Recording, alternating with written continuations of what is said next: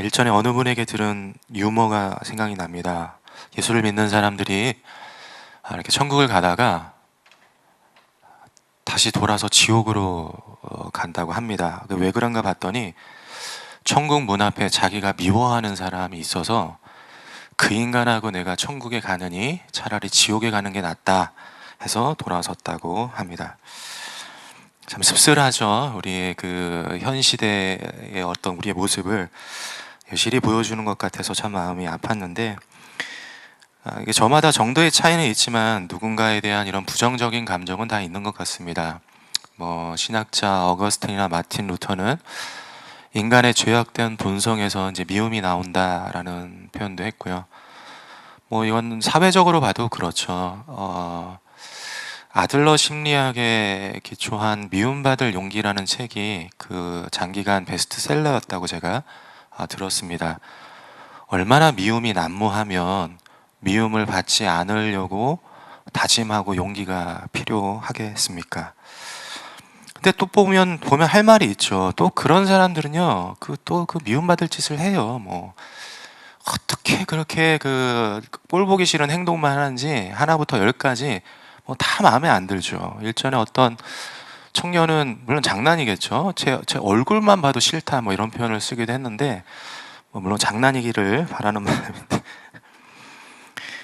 그런 것처럼 이 마음, 그런 어떤 부정적인 남을 싫어하는 마음, 감정을 다루기가 쉽지가 않다는 것입니다. 문제는 예수님께서 이렇게 말씀하시죠. 마태복음 5장 44절에 원수를 사랑하라고 하십니다. 원수라는 단어가 우리에게 확 와닿지는 않는데, 이 원수라는 단어의 헬라어 어원을 보면요, to hate, 미워하다라는 단어 어원 뿌리에서 나온 단어입니다. 원수가. 그러니까 예수님께서 네가 몹시 싫어하는 그 사람을 받아주라고 하시는 거죠. 그러면 마태복음 5장 45절에 너희가 하나님의 아들들, 자녀들이 될 것이다 라고 약속을 하시죠. 어쩌면 많은 그리스도인들이 이 명령으로 괴로워하는지 모르겠습니다. 처음에 아마 너무 뜨거워서 은혜로, 얼굴만 봐도 은혜가 되잖아요. 다 받아줄 것처럼 그러다가 어느 순간 내가 거리끼는 사람과 마주하면 은혜는 온데간데 없이 사라지는 것 같습니다. 막 노력을 하고 막 어떻게 해봐야지 억지로 웃으면서 대해봐도 막상 인상을 찌푸리게 된다는 것이죠. 그러니 어떻게 살아갈 수 있을까요? 오늘은 미움이라는 감정을 은혜롭게 다루기 위한 3가지 깨달음을 오늘 본문을 통해서 나누고자 합니다. 오늘 읽은 호세아서는 북이스라엘이 가장 번영하던 여로보암 2세 시대에 하나님께서 선지자 호세아를 통해 이스라엘 백성들에게 전해주신 말씀입니다. 독특한 것은 다른 선지자들과 달리 호세아는 말뿐만 아니라 행동으로도 하나님의 메시지를 전하고 있다는 것이죠. 그래서 1절에 보면은 하나님께서 호세아에게 명령하십니다. 1절 하반절을 보면은 가서 타인의 사랑을 받아 음녀가 된 그 여자를 사랑하라. 여기 그 여인은 아내입니다. 아니, 아내인데 뭘 또 사랑하라 하시는가 하실 수 있지만 호세아 1, 2장에 보면 배경이 등장합니다. 하나님께서 호세아에게 음란한 여인 고멜과 결혼하라고 하시고 3 자녀를 낳죠. 근데 이 여인이 남편과 자식들 버리고 도망을 갑니다. 뭘 했는가? 2장하고 3장 1절 보면은 다른 남자들과 향락을 즐기고 있었죠. 호세아는 무슨 죄일까요? 3 자녀를 떠맡아서, 더욱이 이제 둘째는 딸이죠. 자식을 그렇게 키워야 하는 처지에 놓여 있었습니다. 고멜은 남편과 자식들을 버렸습니다. 가정을 파탄냈고 음란했습니다. 고멜은 호세아에게 있어서 원수죠. 미움받아 마땅한 그런 사람입니다. 그런데 하나님께서 호세아에게 그런 고멜을 사랑하라 이렇게 명령을 하십니다. 정말 말이 안 된다고 생각이 들 것 같습니다. 그런 인간을 받아주느니 차라리 지옥에 가는 게 낫다라고 여기는 분들이 계실지도 모르겠어요. 그런데 우리가 본문을 보면은 하나님께서 우리가 호세아처럼 고멜과 같은 저런 사람을 받아주라고 말씀하시는 것이 아닙니다. 1절에 보면은 하나님은 고멜에게 호세아에게 고멜을 사랑하라고 하시며 그것이 곧 하나님께서 우상에 빠진 악한 이스라엘을 사랑하는 것과 같다 이렇게 말씀하시죠.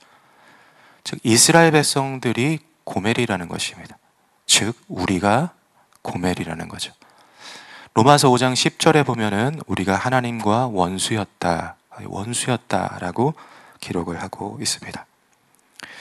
첫째, 우리가 원수와 같은 인간을 받아줄 수 있는 것은 그가 아닌 내가 하나님의 원수라는 사실을 깨달을 때 시작이 됩니다. 마치 요한복음 8장에 가늠한 여인을 향해서 사람들이 우르르 돌을 들고 이제 몰려오죠. 돌로 쳐 죽이려고 합니다. 그때 예수님께서 죄 없는 자가 먼저 돌로 쳐라고 하시죠. 달리 말하면 너네가 죄인이다 라고 말씀을 하고 있는 것이죠. 우리가 미워하는 사람에게 돌을 던지기 전에 먼저 내가 하나님의 미움받아 마땅한 죄인이라는 것을 자각해야 한다는 것이죠. 그럼 우리가 뭘 잘못했을까요? 뭘 잘못했길래 하나님과 원수가 되었을까요? 오늘 본문의 고멜의 행태를 보십시오. 2장, 3장 전반에 걸쳐서 고멜이 어떤 짓을 저질렀는지 쭉 말씀해주고 있는데 2장 5절에 보면 그들의 어머니는 음행하였고 그들을 임신했던 자는 부끄러운 일을 행하였나니 이는 그가 이르기를 나는 나를 사랑하는 자들을 따르리니 호세아 2장 12절 그가 전에 이르기를 이것은 나를 사랑하는 자들이 내게 준 값이라 하던 그 포도나무와 무화과 나무를 호세아 2장 13절 그가 귀고리와 폐물로 장식하고 그가 사랑하는 자를 따라가서 나를 잊어버리고 그리고 오늘 본문 1절 타인의 사랑을 받아 음녀가 된 고멜을 수식하는 표현들을 한번 보십시오. 나를 사랑하는 자들 그가 사랑하는 자를 따라가서 여기 나오는 이 자들이라고 되어 있는데 이 남자들은요 다 다른 사람들이에요. 그러니까 고멜은 값비싼 장식품으로 자기를 꾸미고 외모를 가꾸어서 그렇게 하면은 자기가 사랑을 받을 것이다라고 생각을 했던 거죠. 고멜의 모습은 우상에 빠진 이스라엘을 상징합니다. 그렇다면 우상은 무엇인가 하면 저것만 있으면 사랑받을 수 있을 텐데 혹은 저것만 있으면 내가 가치 있다 여김 받을 텐데 하는 대상입니다. 에리 프롬은 사랑의 기술이라는 책에서 그런 것들을 이제 열거를 하죠. 돈, 탕자가 그렇죠. 돈 많으면 사람들 몰리거든요. 그래서 사람들이 그렇게 돈에 집착을 하는 거 아니겠습니까? 명예, 내가 어떤 대단한 업적을 남겨서 스스로를 지켜 세우면 사람들이 막 칭찬을 해주기도 합니다. 권력, 힘으로 사람을 통제함으로 자기 가치를 느낍니다. 가령 이제 부모님들 중에 아이가 내 말을 잘 들으면 내가 사랑받는 것 같고 아이가 내 말을 안 들으면 거절받는다고 느낀다면 권력을 통해 사랑을 채우려고 하는 모습일 수도 있는 것이죠. 또 고멜처럼 성적인 쾌락을 추구할 수도 있고 또 그 외의 인정 욕구, 성공, 안전하고 편안한 환경, 외모, 또 뭐 화려한 치장이 있을 수도 있죠. 제가 아침에 이제 양복을 입으려고 하는데 제 아내가 이제 와이셔츠랑 다려주고 이렇게 넥타이를 꺼내놓거든요. 근데 저는 넥타이를 제가 산 기억이 없습니다. 이제 선물들을 많이 주셔가지고 넥타이가 있는데 그 중에 몇 개 이제 고가의 넥타이가 있어요.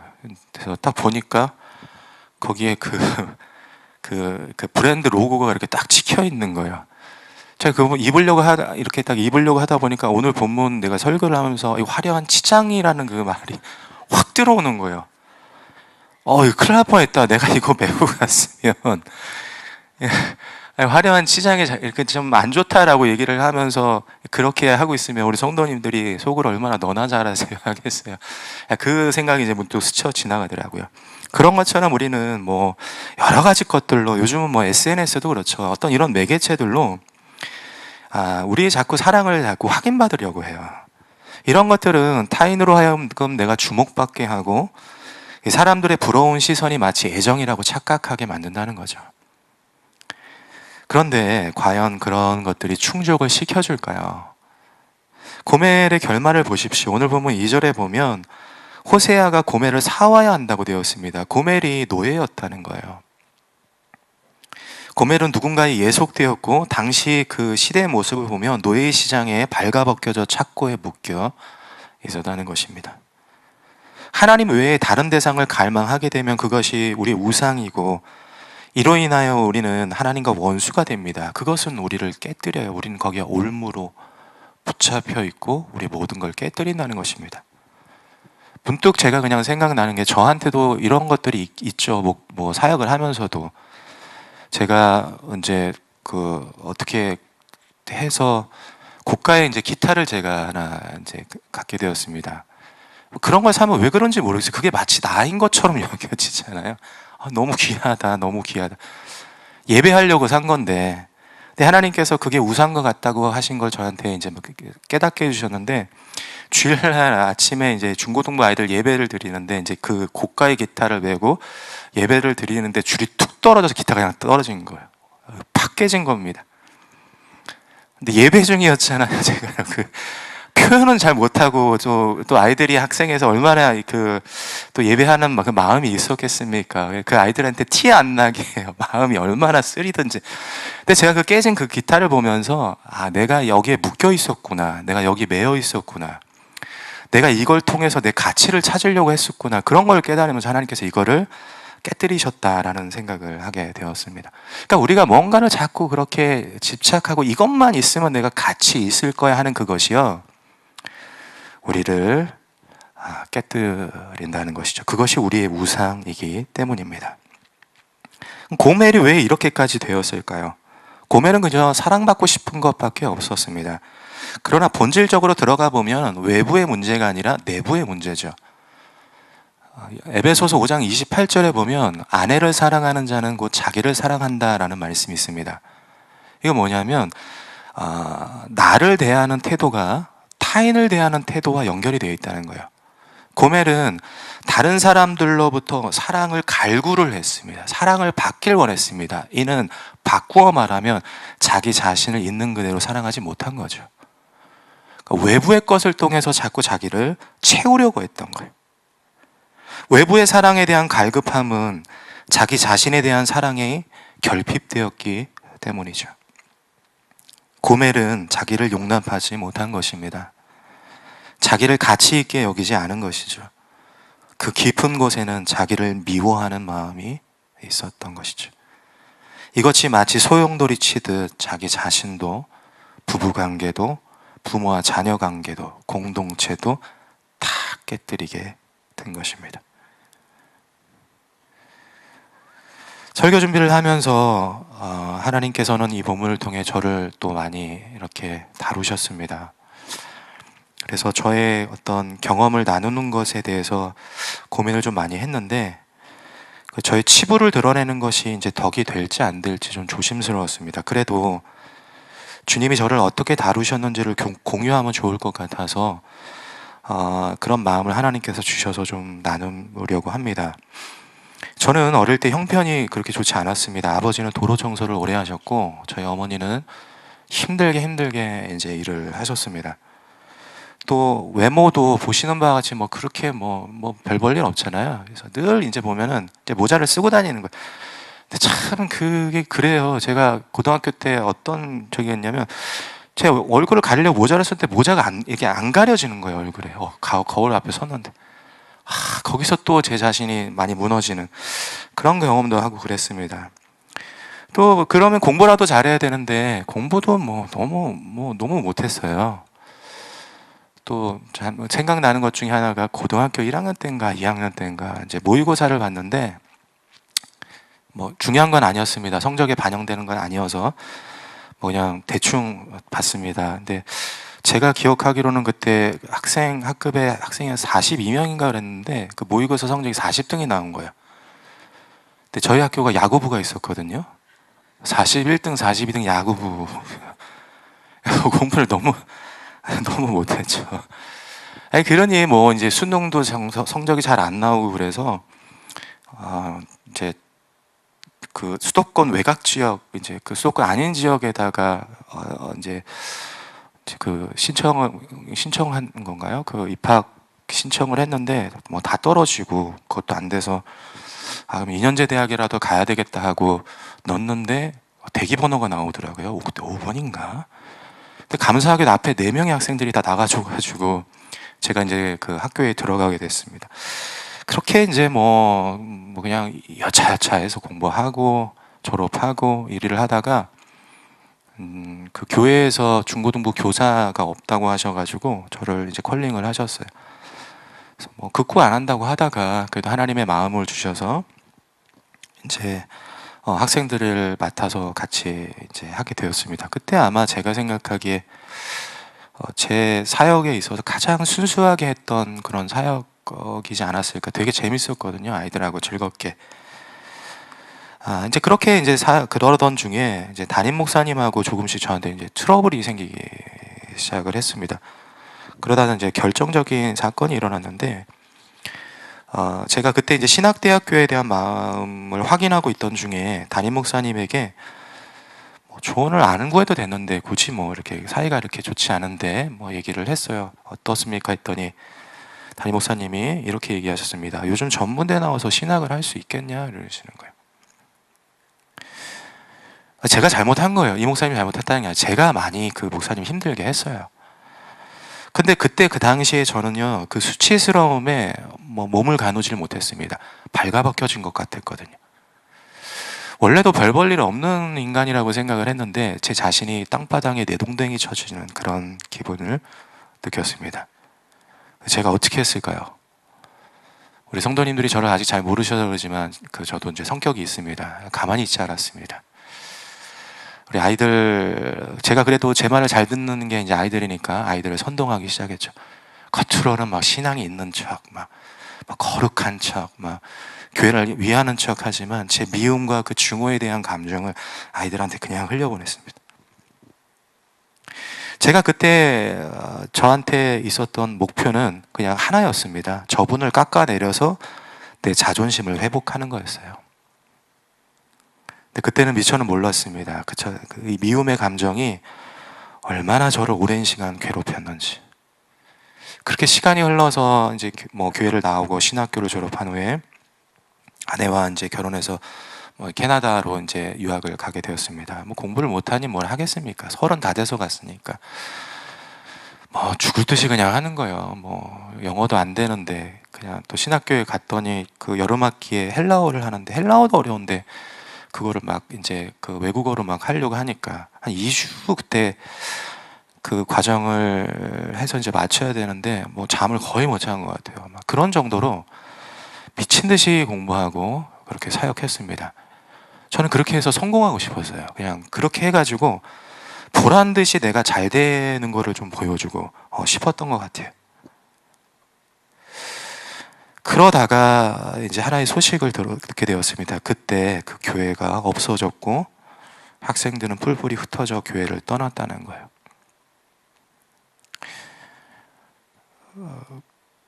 그때 그 너무 심한 죄책감에 제가 시달렸습니다. 뭐 여러 가지 물론 요인이 있겠지만 제가 교회를 무너뜨렸다라는 생각이 들었거든요. 내가 애들을 다 망쳤다라는 죄책감이 들었거든요. 그 애들은 지금도 교회를 잘 안 나가거든요.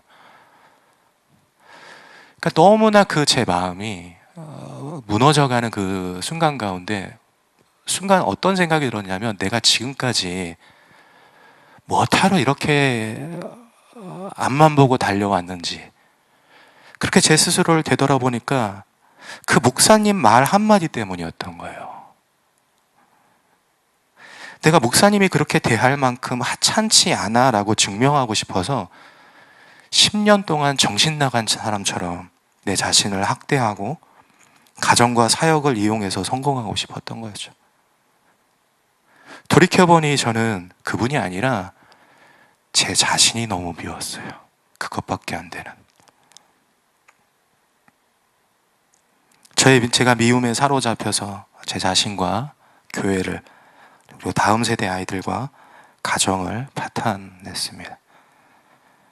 그때 깨닫게 되더라고요. 내가 하나님의 원수이구나. 내가 고멜이구나. 그렇게 수치스러움과 죄책감에 빠져 있을 때 호세아 3장 말씀으로 제게 찾아오신 분이 계십니다. 오늘 본문의 호세아가 하나님의 명령을 따라 고멜을 데려온다는 것은요, 말처럼 쉬운 일이 아닙니다. 당시 노예를 사오기 위해서는 은 30개가 필요했거든요. 근데 오늘 본문 2절에 보면은 이 호세아가 집안 곳곳에 돌을 찾아보니까 은 15개밖에 안 되는 거예요. 고멜을 데려오고 위해 턱없이 부족한 값이죠. 포기할 법도 한데 이제 집안 곳곳에서 팔 수 있는 물건들을 찾아보니까 없는 거예요. 안 되겠다 싶어서 창고에 자기가 먹고 살아야 할 곡식들을 다 긁어모으기 시작합니다. 나온 것이 보리 한 호멜 반이죠. 대략 300리터 정도 되는데 우리가 집에 냉장고 사이즈 정도 되는 거죠. 그러니까 무게와 부피가 어느 양이 좀 어마어마한 거예요. 근데 이거 가져간다고 해서 노예상인이 또 받아주느냐? 그것도 장담할 수 없는 거죠. 그럼에도 불구하고 호세아는 자기가 가진 돈의 전부와 자기가 가지고 있는 식량의 전부를 다 수레에 싣고 고멜이 있는 수도 사마리아 성으로 힘겹게 끌고 가는 것이죠. 가서 봤더니 처참한 몰골로 족쇄에 차여져 있는 고멜을 보게 됩니다. 호세아는 자기가 가지고 온 은 15개와 보리 한 호멜 반, 자신의 가진 전부를 노예상인에게 주고 고멜에게 가서 족쇄를 풀어주고 흙먼지를 털어주며 옷을 입혀서 자기 집으로 데리고 오죠. 그렇게 호세아는 원수인 고멜을 사랑합니다. 그로부터 대략 750년 후 여호와는 구원하신다라는 뜻의 호세아가 우리에게 찾아오십니다. 호세아가 무거운 수레를 끌고 사마리아로 향하듯 그분은 무거운 나무를 짊어지고 예루살렘 언덕으로 향하시죠. 모든 사람들이 멸시와 조롱하고 침뱉으며 죽으라고 저주하지만 그분은 묵묵히 그 길을 가십니다. 그분은 우리가 있어야 할 자리에서 발가벗겨 지십니다. 그분은 그렇게 십자가에서 원수된 우리를 찾아오시죠. 우리의 죄악의 족쇄를 풀어주시고 우리가 갖고 있는 아픔과 모든 상처를 툭툭 털어내어 주시며 깊은 죄책감과 수치심으로부터 은혜의 옷을 입으셔서 우리를 데리고 오십니다. 그분은 은 15개와 보리 한 호멜 반, 자기 생명을 값으로 원수인 우리를 사신 것이죠. 그분이 우리의 호세아 예수 그리스도이십니다. 깊은 절망과 죄책감에 빠져있던 제게 이 말씀을 통해 주님은 찾아오셨습니다. 그리고 저한테 말씀하신 거예요. 제 마음 깊은 곳에 나의 생명을 걸 만큼 너를 사랑한단다. 내 모든 것을 내어줄 만큼 너가 아깝지 않다.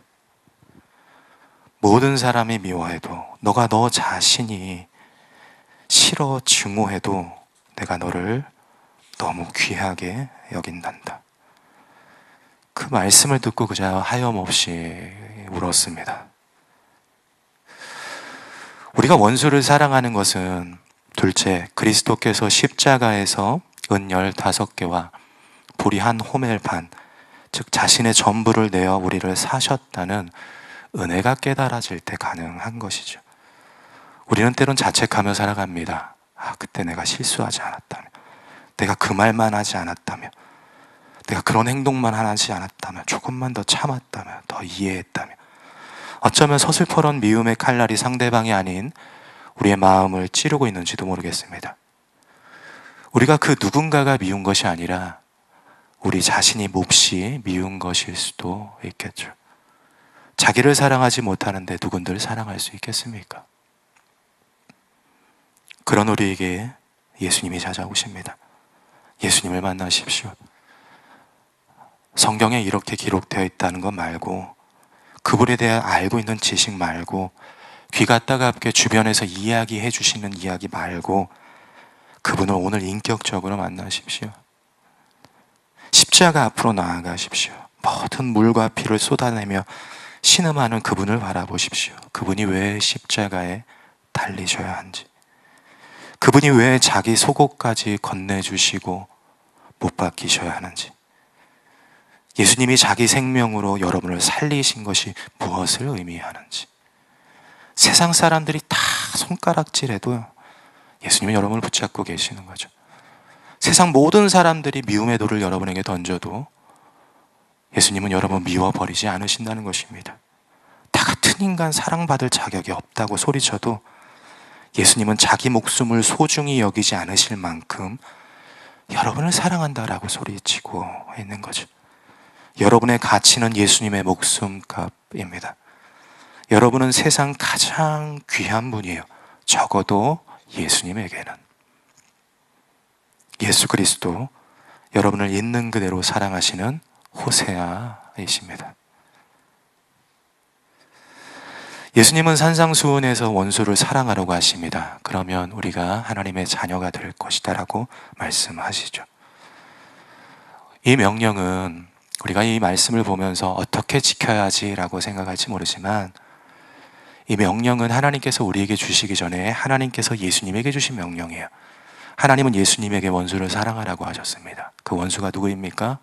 우리죠. 하나님을 저버리고 등지고 세상 욕망과 욕구와 내 가치를 찾기 위해 세상을 향해 나아가는 우리의 모습입니다. 그런 우리를 예수님께서 십자가에서 어떻게 사랑하시는지를 보여주셨죠. 왜냐하면 마태복음 5장 45절, 예수님이 하나님의 아들이시기 때문인 거예요. 그래서 로마서 5장 10절 이렇게 기록하고 있습니다. 곧 우리가 원수 되었을 때에 그의 아들의 죽으심으로 말미암아 하나님과 화목하게 되었은즉 화목하게 된 자로서는 더욱 그의 살아나심으로 말미암아 구원을 받을 것이니라. 그리고 예수님으로 인해 이제 우리가 하나님의 자녀들이 되었습니다. 갈라디아서 3장 26절, 너희가 다 믿음으로 말미암아 그리스도 예수 안에서 하나님의 아들, 복수형입니다. 자녀들이 되었으니. 예수님은 십자가에서 나도 하나님의 자녀가 되게 하시고 그들도 하나님의 자녀가 되게 하시는 거죠.